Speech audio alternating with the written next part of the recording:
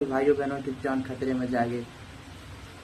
आज पता है फैक्ट्री लगाने से क्या ऑक्सीजन बढ़ जाएगी, 500 की रोजी रोटी में। उससे कितना लाभ होगा हमको इतना बताओ। हम तुमसे क्या पूछे, एक फैक्ट्री से कितने भाइयों को लाभ होगा? 500, 1000, 2000, 5000, 10,000। इससे ज्यादा नहीं, 1000 से नीचे ही रहेगा, 1000 से ऊपर जाएगा नहीं एक फैक्ट्री से। ठीक मान लो। और 10 लाख वृक्ष से कितना भाइयों बहन को फायदा हो रहा? वो 10 लाख वृक्ष से कितना भाइयों बहन को फायदा हो रहा? करोड़ों भाइयों बहन को। जब को उस रास्ते से गुजरता, अगर आम खाने का मन है, आम खा लिए। किसी मुसाफिर जाते जाते अगर प्यास लगने लगी, तेज धूप लगा, तो क्या वो उस वृक्ष के बैठ गया? तुम कंपनी के अंदर बैठोगे, साले कंपनी के अंदर हेलोगे तो मार के भगा, जूता मार के भगा देगा। तुमको क्या लगता है तुम बैठने देगा वहां पे? जूता मार के भगाएगा तुम लोग को। आज उस वृक्ष के सामने के नीचे बैठते, जब थक के बैठ जाते हो धूप, तेज धूप के कारण, तो क्या वृक्ष तुमको लात मारता है, जूता मारता है? नहीं। तो फिर तो तुम क्या सोच रहे हो? किसको कटा के तुम लाल जूता खाना चाहते हो? तो खाओ लाल जूता। सोचो, करो, यही करो। अब तुम लोग के पास कोई उपाय चारा नहीं है। अब तुम ये लोग करोगे, यही लोग करो। अब खुद मरोगे साले, सबको लेकर जाओगे, डूबोगे। कहता है ना, मैं डूबा सनम तुझे भी ले डूबा। यही बिहार भागलपुर वासियों के बारे में कहते हैं। खुद भागलपुर वाली अपना डूबेगी और हम लोग को भी लेकर साथ में डुबाएगा। सालन तक रोको।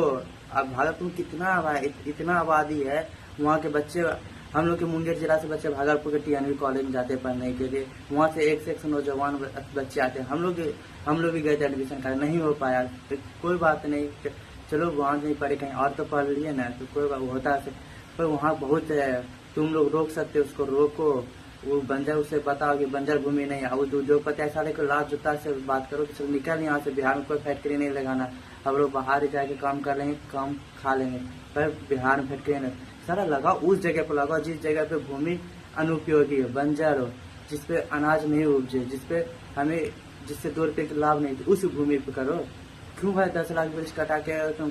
उससे नहीं कुछ पता। एक फैक्ट्री से 80-90% कार्बन डाइऑक्साइड बढ़ेगी, और वही एक वृक्ष से 100% ऑक्सीजन शुद्ध आएगी। एक वृक्ष से 100% ऑक्सीजन मिलेगी, पर एक फैक्ट्री से 80-90 कार्बन डाइऑक्साइड प्राप्त होगी। तुम लोग कार्बन डाइऑक्साइड खोजते हो साले, खोजो CO2 खोजो। और तुम्हें ऑक्सीजन नहीं चाहिए, तुम्हें छाया सुख की रोटी नहीं चाहिए, तो यही करेगा, करो। और तुम लोग को चारा नहीं है। हम बोलना चाहते हैं मुंबई, कलकत्ता, हैदराबाद, चेन्नई वाले भाइयों कहना चाहते, जाओ भाई, आज वो पूंजीपति लात धरा जाओ, तुम भी अपना लात धर दो, तुम भी अपना जमीन खरीद लो। वहाँ जाके फ्री भी का मांगा नहीं, करोड़ों रुपया लेके नहीं जाना है, नहीं लाख रुपया, 1 रुपये ठेंगा वाला लेके जाना। बिहार में आराम से जमीन मिल जाए, कोई दिक्कत नहीं है। No problem, no disturb. और खाली बिहार वासी कहना कि चल रांची तुझे भर्ती करूंगा, चल, खाली उसको इतना बोला, चल तुझे रांची भर्ती करूंगा। बोला, वो बोले क्यों? ठीक है साला, जब तुम 1 रुपया में जमीन बेच रहा है कि तो पागल होगा, तो तुमको भर्ती करके तुम जमीन लेंगे। आज 1 रुपया में देकर फ्री मिलेंगे। और उसे पूंजीपति के लोग कर रहे हैं, आज 1 रुपया में जमीन लिया है ना, किसी दिन वो फ्री में जमीन लेगा तो तुम लोग कुछ नहीं कर पाओगे। आज 1 रुपया में पूरे बिहार वासी बांटना, साले तो एक पैसा भी नहीं मिलेगा तुम लोग को। और तुम लोग 15,000 रुपये की रोजी रोटी के लिए इतना वृक्ष कटवा रहे, पागल हो गया साले। कोई बुद्धि समझ में नहीं है तुम लोग को। तुम लोग ऐसे डूबोगे, खुद डूबोगे, हमें भी, हम सभी बिहार वासियों को लेकर डूबोगे। आज भागलपुर डूब रहा है, कल दिन लखीसराय, बेगूसराय, खगड़िया, पूर्णिया, मुंगेर सब डूबेगा। अब इन सबको कहेंगे, खगड़िया, पूर्णिया, लखीसराय, बेगूसराय वाले सबको कहना चाहते हैं कि साले भागलपुर को सारा दोष देना, इस भागलपुर के जनता को दोष देना। अगर हम लोग डूबे तो सारा भागलपुर की जनता वाले को दोष देना कि यही साले इसी पे पहले कदम रखा है, इसी पे पहले दबाव देना। क्योंकि उस पूंजीपति को हम लोग कुछ नहीं कहेंगे। अगर हम लोग पे दबाव आए तो हम लोग कुछ नहीं कहेंगे। पहले भागलपुर वासियों पे ध्यान देना, पहले इसी को साले को लाल जूता मारना, तब उस पूंजीपति को लाल जूता मारना। क्योंकि इसने अगर रोक लिया होता तो आज हम लोग पे भी बारी नहीं आता। आज तुम लोग के बाद तुम रोको उसको, तुम रोक सकते हो। तुम खुद को पहचानो, मैं क्या कर सकता हूँ। तुम खुद को पहचानो कि मैं उसे क्या सबक सिखा सकता हूँ। तुम सिखा सकते हो, सबक सिखा सकते हो, तुम उसे रोक सकते हो।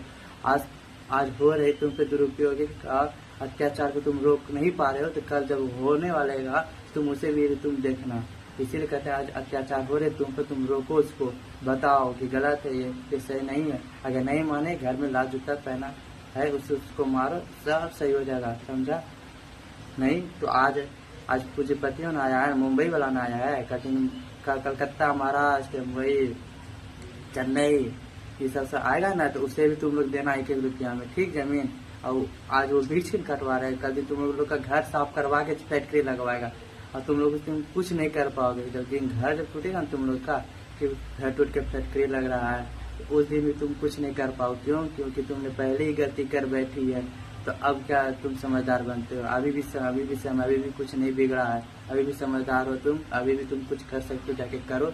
और तुम रोको उसे, कहोगे नहीं ये गलत है।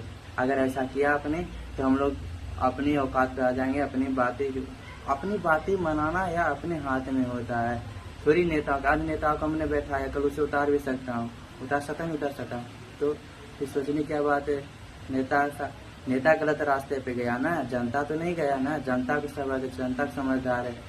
तो आप लोग तो कुछ कर सकते हैं तो कुछ कीजिए, आप समझदार रहिए। हम कहना चाहते उसे रोकिए। जय हिंद, जय भारत। हम मिलते हैं अगले नेक्स्ट वीडियो में। आशिक मजीद। अगर मेरी बात अच्छा लगा तो चैनल को सब्सक्राइब कर दीजिएगा। जय हिंद, जय भारत।